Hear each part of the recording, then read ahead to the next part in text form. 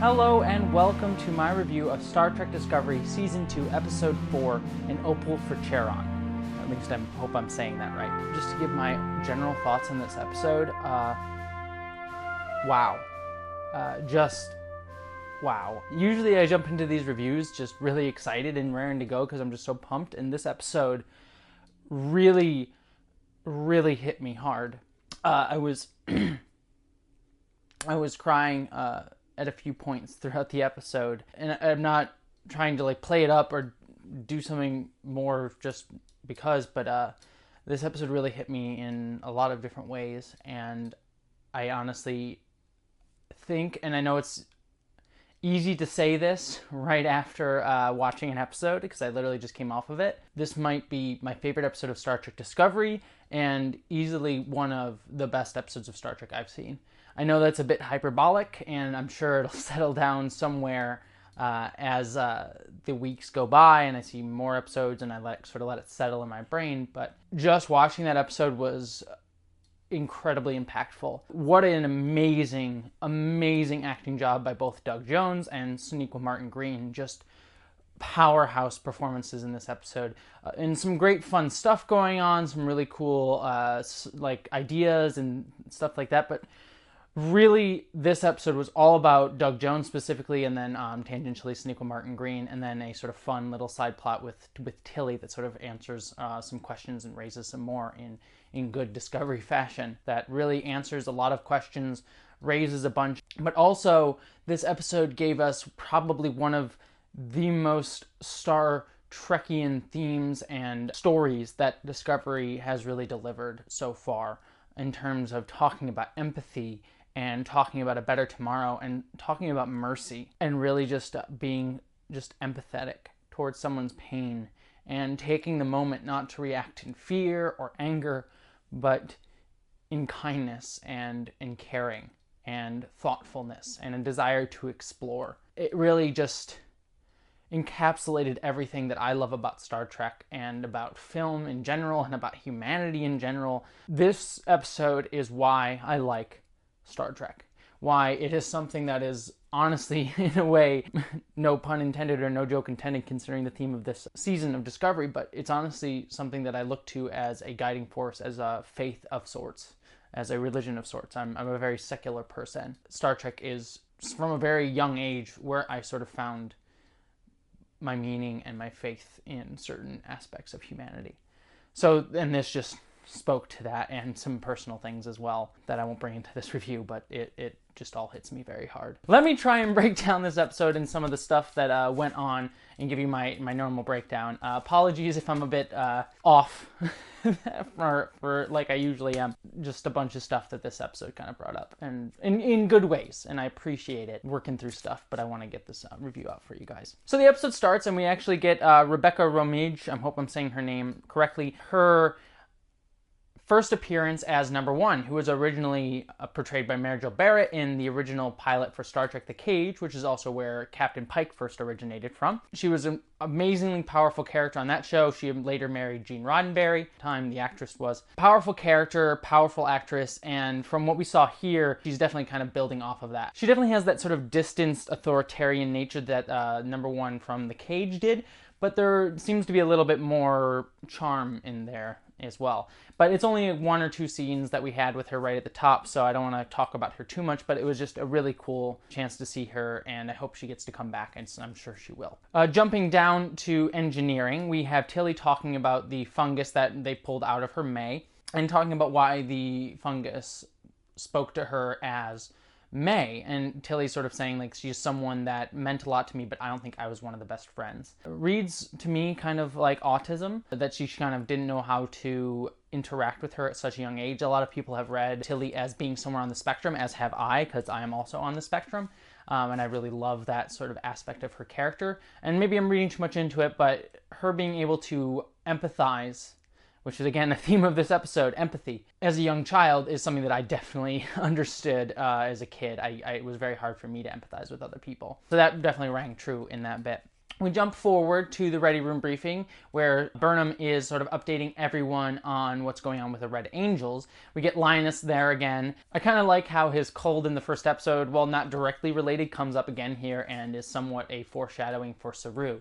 Kind of a nice little building up there, and kind of I like that through line there. I also liked this Ready Room briefing because it felt very casual. We don't have a lot of Ready Room briefings on Discovery. I think this might even be our first one, but it's a staple of Star Trek. Almost every show, including the original series, has had sort of a Ready Room briefing type of element to shows, like Voyager meeting all the time, Next Generation meeting all the time. Deep Space Nine met a lot too, I think a little bit less to my memory, but I think they did have that as well. So it's nice to see that here, but I also liked that this scene felt very informal. It wasn't all the top brass, it wasn't Captain Pike and everyone. It was a very informal meeting just to bring crew up to speed, and everyone's kind of joking and talking about being sick and things like that. And the red shirt from the first episode came over onto Discovery. A really nice way to sort of make this show feel lived in, as opposed to like, look at all this story stuff we're doing. This really kind of feels like, oh, this is something they would do every day, just have daily briefings and kind of make jokes and do stuff. I mean, I do that with my team at where I work. Just kind of joke around and have our daily meetings and go about what we need to know about for the day. Really felt lived in. After that, we get Pike saying they need to go after Spock's shuttle, that they sort of got information on that, and Burnham basically saying, oh, I don't want to engage with Spock. You deal with it yourself. And Pike saying you need to engage, but Burnham kind of saying no. And that's sort of her arc through this episode. Then we sort of get the big instigator for the episode, the sphere showing up that's 100,000 years old and basically causing a virus on the ship and stopping the ship from moving. Little note here, I'm going to be releasing a video tomorrow talking about the Red Angels and why I think they are Iconians. The video is more focused on just explaining who the Iconians are and then sort of touches upon how they could be the Red Angels. But it's an interesting thing to note that the first time we saw the Iconians in Star Trek The Next Generation Season 2 episode Contagion, in that episode, there was a probe sent from Iconia that scanned the Enterprise and actually caused it to have a virus and stop it from moving forward and stop it from doing anything. So an interesting parallel there. They don't really specify that the sphere had anything to do with the Red Angels, but if it did, there's a little bit of a hint there that it might tie into the Iconians, just in sort of similar things happening. Just an interesting little tidbit that I noticed. We had a really fun scene where all the translators are going off, and I was like, why are you speaking Klingon? This is Arabic, all this stuff. Really fun sort of messing with our Star Trek technology in a way that we really haven't seen before. We never really see, we always sort of accept that the universal translator is always working. So it's nice to see that it's kind of messed with. And everyone's sort of being slowed down because they don't know other languages. They kind of have bridged that barrier, which is actually an interesting thing, that Saru is this empathetic soul who tries to understand other species and that he doesn't have the need for the universal translator. Really great there. It really ties into a subtle way into his empathy and that they're trying to build throughout the episode, this sort of Saru being empathetic, because learning someone's language really tells you a lot about those people. And so it's nice that Saru is the one that does that. And something that's a little bit sad that the Federation is kind of lost in the future, people being bilingual. So here's where I'm going to split off and sort of separate the two different stories. The one I'm going to focus on first is the sort of smaller one, is the Tilly story. We get Jet Reno reappearing from episode 1, and she has this sort of McCoy-ish attitude. She definitely is kind of having a very similar personality to McCoy in the original series, just very gruff, standoffish, something they're really kind of nailing home with her constantly saying McCoy's catchphrase, I'm a engineer, not a doctor, or whatever. It's a little bit on the nose. I'll let it go for a couple times because it's nice to have those little nods, but I hope they don't keep on having her say McCoy phrases. I get it. She's very similar to McCoy. I like that. She's funny. I like that she kind of butted heads with Stamets here. And Stamets basically saying, oh, you don't understand that you're causing so much damage to the world because you're using dilithium, and how he's very sort of like, no, we need to find clean renewable energy, which is something I agree with. I totally want clean renewable energy. But I kind of like that he's sort of talking about the damages that other people have caused without understanding the damages that his own spore network usage has caused, which will catch up to him at the end of this episode that we learn. I also like that immediately after Stamets and Reno having a fight, with each other that they immediately have to work together to solve that sort of lightning strike problem. It sort of speaks to like, hey, we may disagree, but we can actually work together and get things done because we're Starfleet. It's not just people hating on each other, it's people who work together even if we disagree. Great little beat there, and again, subtle. And then we also get Tilly getting attached with May again, and we see Tilly really in a vulnerable state, which we don't often see. She's usually just pontificating a lot. So it's nice to kind of see her really, really vulnerable here in a believable way. Everyone in this episode just nailing their acting, but Mary Wiseman just really nailing Tilly's vulnerability here and not just playing things for laughs like she has been, but actually showing her really brilliant range.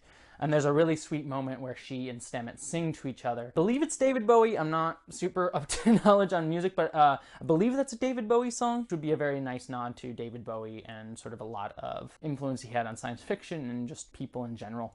And LGBT people, which is, you know, who I am, and Stamets as well. I might be wrong on that though, so please yell at me in the comments. I'm sure someone will if I'm wrong. May sort of encapsulates Tilly and basically says, look, you have been the one that's hurting my species. You're coming in and doing whatever you want without understanding the repercussions, which again is coming back at Stamets and sort of making him realize how much damage he's actually caused without realizing it, and sort of a nice reversal for him. But then we learn that Tilly has not actually been released from May, but has been sucked into the spore network, and that'll be sort of a setup for the next episode.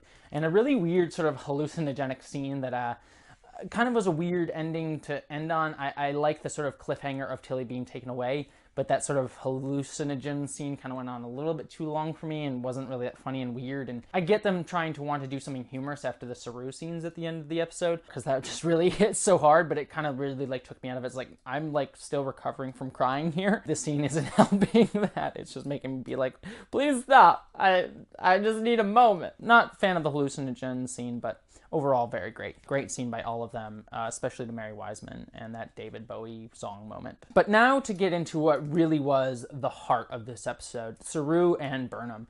We learn that Saru is sick and that he is dying from the same disease that all of his species go through right before they're about to be culled. And we saw that in Star Trek Short Treks, the episode that Saru was in, something Far Beyond the Stars, or I forget the name of the Far Beyond the Stars, the Deep Space Nine episode. I forget the name of the Saru episode, but it was a short trek, I think the third one. So Saru believes that he is going to die from the same disease that his species goes through right before they are culled by their Baul. And so we get Saru really pushing himself through all of this, and he has some really touching moments with Burnham throughout this episode. He and Burnham share this really wonderful scene about midway through the episode where he talks about coming to Starfleet, and first off, Burnham calls him a friend and that there's no judgments between them. And I mean, wow, what a really far arc that they have gone through from the first episode of Discovery, where they really kind of didn't hate each other, I would say, but they just had a respect. They didn't really care for each other, but really kind of had a lot of frustrations, to being friends that we actually care about. I mean,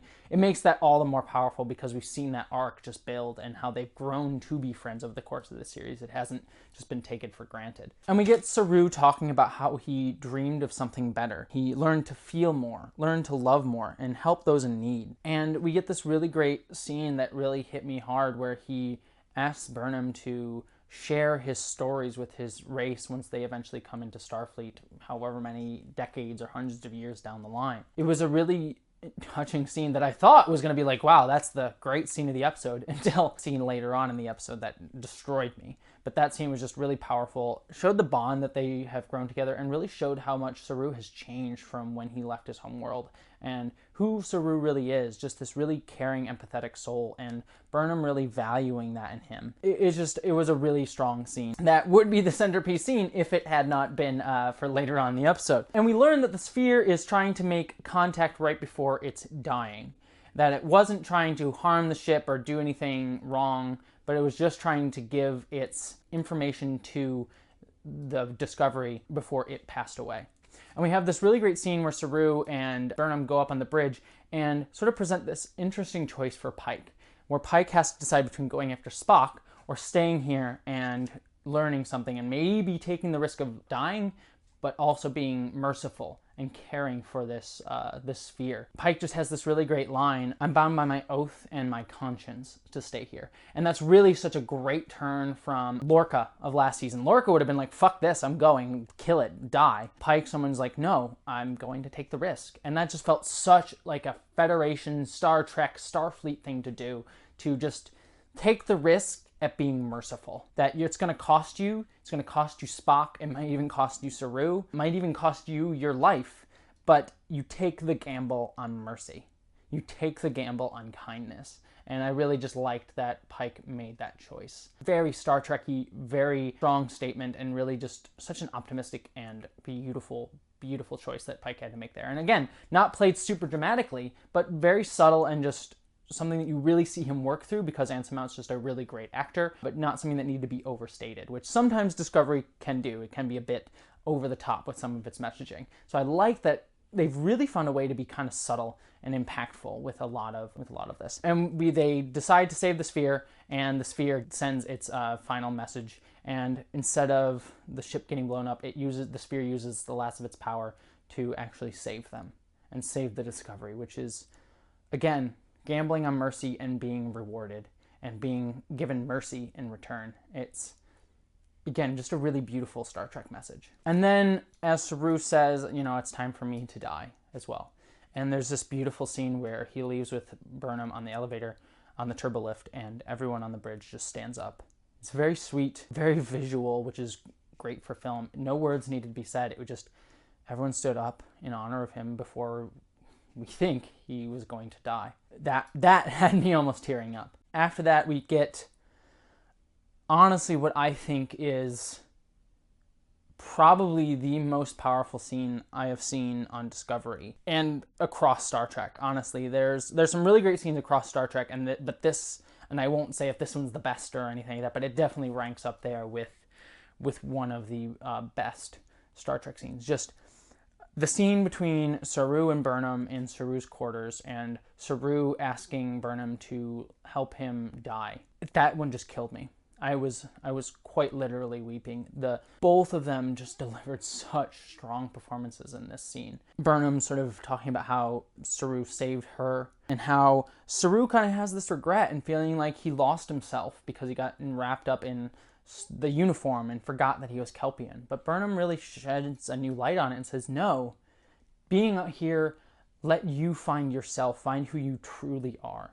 That you didn't become less of you, but you became more of you, which is really such a really strong Star Trek ideal. That, joining Starfleet and joining the Federation is not about losing yourself. It's not about joining in this big Federation hegemony, which is what the Klingons were worried about last season.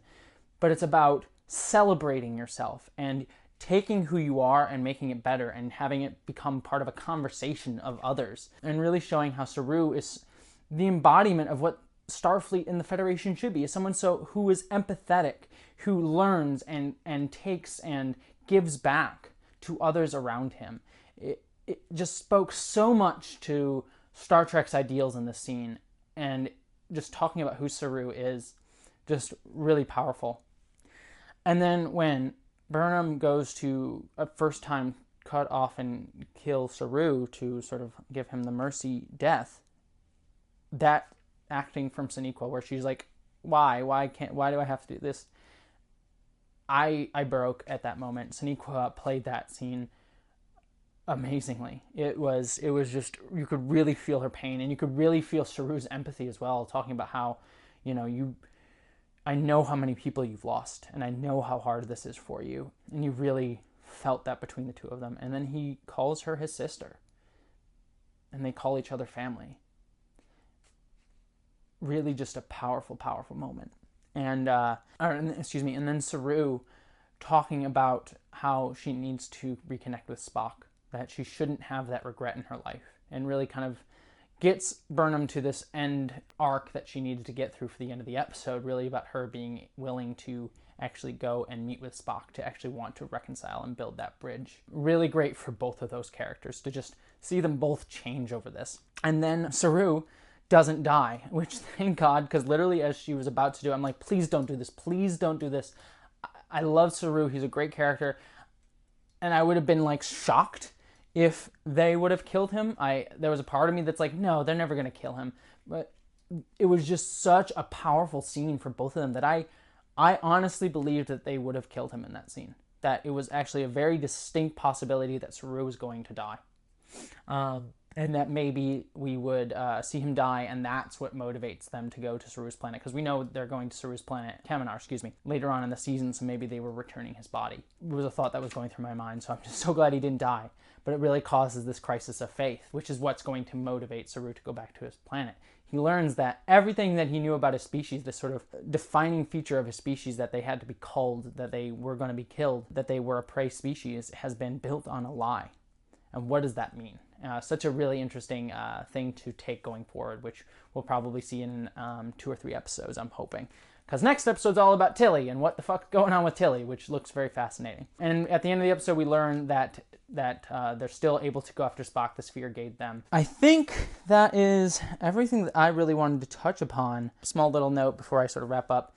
I did also like that Pike says, don't spare the horses, to the navigator to have them go after Spock again. It's a cute little moment, really defines his character. They really kind of nailed how he speaks. Don't spare the horses, very colloquial, very like everyman sort of feel that Pike has that I really love, and they nail that in his speech. Just fantastic writing this episode, just on all fronts. Fantastic writing. The only thing I might not have liked was, I like the visual of Linus, but I just didn't like him. Like, my cold sucked. It was just kind of a weird humor moment that didn't really land for me. That's literally the one critique of this episode I can really think of. I mean, I am trying. I'm sure I will come up with more as the time goes on from this episode and I give it a couple more rewatches, but after the initial viewing, honestly, the only critique I can give is I didn't like one line that Linus said that was like a blah joke. This episode of Star Trek is everything that I wanted Star Trek to be. Great acting, great visuals, great story, cool sci-fi stuff going on, but then really reinforcing it with a story about talking about the goodness in humanity and the goodness that we can bring to the world and to the universe, and showing when we show our better sides, when we do the kind thing, that can be rewarded in ways that we could not even imagine, in ways that would be way more impactful if we react in hatred or fear or any negative emotions. It's such a strong encapsulation. I know there are people out there who hate Star Trek Discovery and say that it isn't true Star Trek. I don't know how you could watch that episode and not think that this is exactly in the spirit of everything that Star Trek has always stood for. Yeah, it was just pure delight. I've already talked about this episode enough. Thank you so much for watching. I'm still been hiding crying the entire time I've been doing this review. Anyways, if you liked this review and want to see more Star Trek Discovery reviews every week, or if you want to see some really cool videos about Star Trek or other geek topics and culture, please check out my channel. Like I said, tomorrow I'm going to be coming out with a really cool video that I'm super proud of, that delves into the history of the Iconians. I did some really cool editing and really fun stuff with that one. I'm really proud of it. I really hope you guys check it out. I'm also doing some other cool Star Trek stuff coming up in the future, like an analysis of certain Star Trek characters like the Rel and Tilly. So that's all coming in the future. If you really are excited for any of that, please give my channel a subscribe. It would honestly mean the world to me. And until next time, live long and prosper.